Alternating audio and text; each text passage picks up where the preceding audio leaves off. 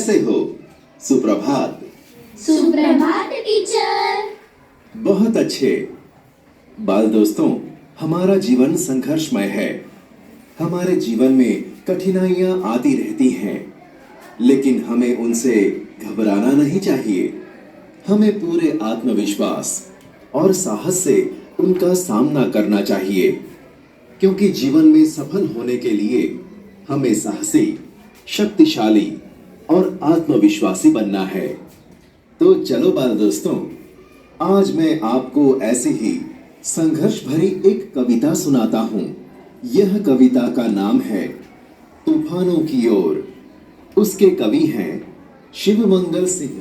तो सबसे पहले हम उनका छोटा सा परिचय जान लेते हैं। कवि शिवमंगल सिंह का उपनाम सुमन है। उनका जन्म 5 अगस्त 1915 को उत्तर प्रदेश के उन्नाव जिले के जगरपुर गांव में हुआ था।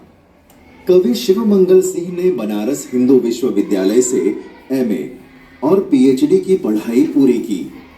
उन्होंने अनेक अध्ययन संस्थाओं, विश्वविद्यालयों तथा हिंदी संस्थान के उच्चतम पदों पर कार्य किया और अनेक देशों की यात्रा भी की।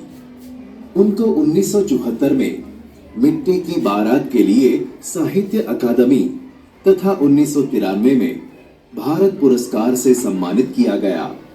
कवि सुमन को 1974 में भारत सरकार द्वारा पद्मश्री से सम्मानित किया गया। हिल्लोल, जीवन के गान, युग का मोल, प्रलय सृजन, विश्व बदलता ही गया, विंध्य हिमालय, मिट्टी की बारात, वाणी की व्यथा, कटे अंगूठों की बंधनवारें आदि उनके प्रसिद्ध साहित्य स्वरूप हैं। बाल दोस्तों, तूफानों की ओर कविता में कवि सुमन ने धैर्य, गतिशीलता, साहस और संघर्षरत रहने का मूल्य उजागर किया है। तो चलो हम उनकी यह कविता सुन के समझते हैं।